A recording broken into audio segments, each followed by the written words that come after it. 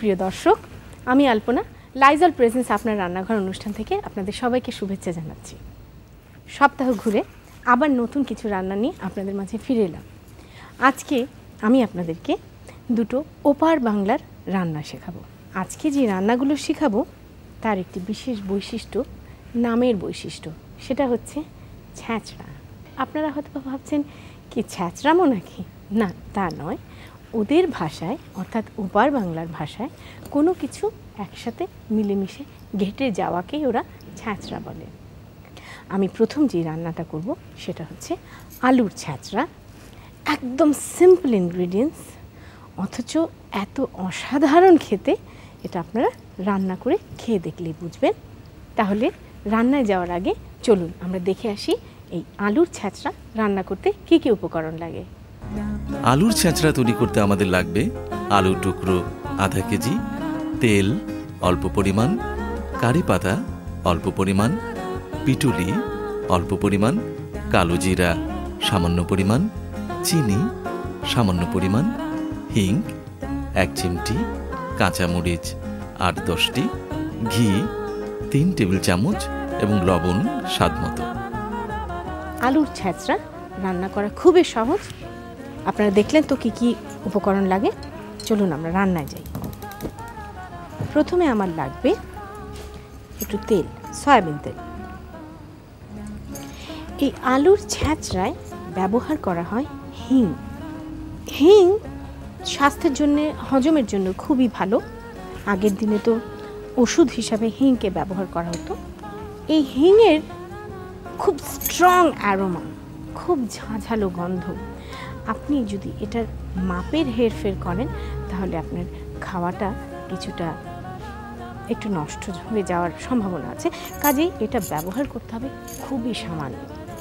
আমি এতে 1 চিমটি হিং দেব। হিংটাকে একটু পুড়িয়ে নেব। এবারে দেব কালো জিরের ফোড়ন, সেই সাথে কাঁচামরিচ। কাঁচামরিচের মুখগুলোকে ভেঙে দিলে এটা ফুটে ওঠার ভয়টা থাকে না।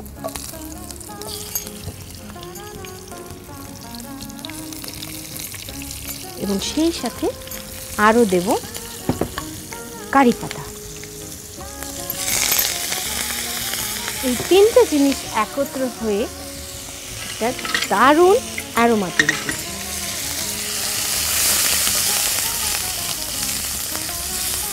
আর কিছুই না, এবার সোজা আলুটা ঢেলে দেব।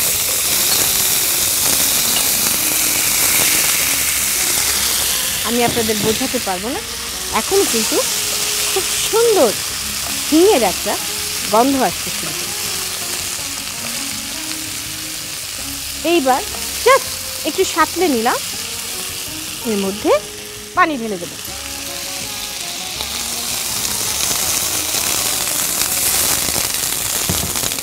এইভাবে পানি ঢেলে এতে এখন আমি দেব নুন আর দেব চিনি। এই দুটো টেস্ট মিলেই এটার একটা বিশেষ বৈশিষ্ট্য। এবার এটাকে ঢেকে আমি 15 থেকে 20 মিনিট সেদ্ধ হতে দেব ধিমা আছে। তারপরে 20 মিনিট পরে আমরা ফিরে আসব। তাহলে আমাদের 20 মিনিট হয়ে গেছে। চলুন আমরা খুলে দেখি আমাদের ছ্যাঁচড়ার কী খবর। বাহ, সুন্দর ফুটে উঠেছে। এবার দেখুন আলুটা এতটাই নরম হয়েছে যে এই চামচের পেছন দিক দিয়ে আমি চাপ দিলেই কিন্তু আলুগুলো বেশ থেতলে যাচ্ছে। এবং ওই যে বলেছিলাম ছ্যাঁচড়ার বৈশিষ্ট্য, এরকম একটু আধ ভাঙা করে ঘেটে নেব।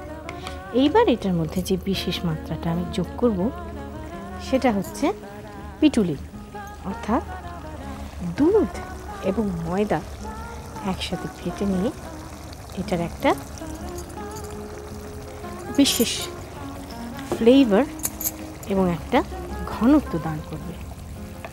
আপনারা দেখবেন এটার রঙটা একটু ঘোলা আকার ধারণ করেছে। এখন এটা আস্তে আস্তে একটু ঘনও হবে। এই ফাঁকে আমি ডেটল সাবান দিয়ে হাতটা ধুয়ে আসি।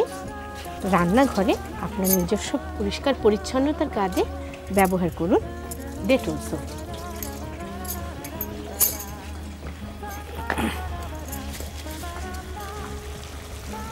চিনি দেওয়ার ফলে এটার হালকা হালকা মিষ্টি একটা স্বাদ হয়েছে।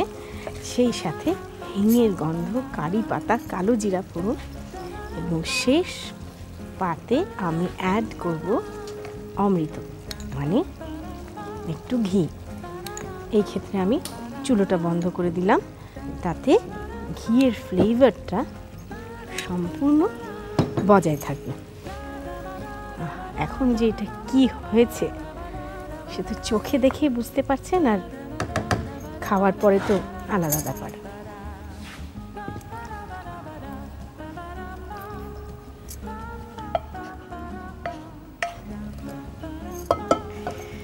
তৈরি হয়ে গেল আমার আলুর ছ্যাঁচড়া। আশা করি আপনারা তৈরি করবেন আপনাদের সুবিধার জন্য। চলুন একবার দেখে আসি এটার প্রণালীটা। আলুর ছ্যাঁচড়া তৈরি করতে আমাদের লাগবে আলু টুকরো আধা কেজি, তেল অল্প পরিমাণ, কারি পাতা অল্প পরিমাণ, পিটুলি অল্প পরিমাণ, কালো জিরা সামান্য পরিমাণ, চিনি সামান্য পরিমাণ, হিং 1 চিমটি, কাঁচামরিচ 8-10টি, ঘি 3 টেবিল চামচ এবং লবণ স্বাদ মতো। প্রথমে কড়াইয়ে তেল দিয়ে এতে সামান্য হিং, কালো জিরা, কাঁচামরিচ, কারি পাতা দিয়ে সামান্য ভেজে এতে আলু, পানি, লবণ ও চিনি দিয়ে 15 মিনিটের জন্য ঢেকে দিন। 15 মিনিট পর ঢাকনা তুলে এতে পিটুলি দিয়ে কিছুক্ষণ চুলায় রেখে এতে ঘি দিয়ে নেড়ে নামিয়ে পাত্রে ঢেলে পরিবেশন করুন ভিন্ন স্বাদের আলুর ছ্যাঁচড়া।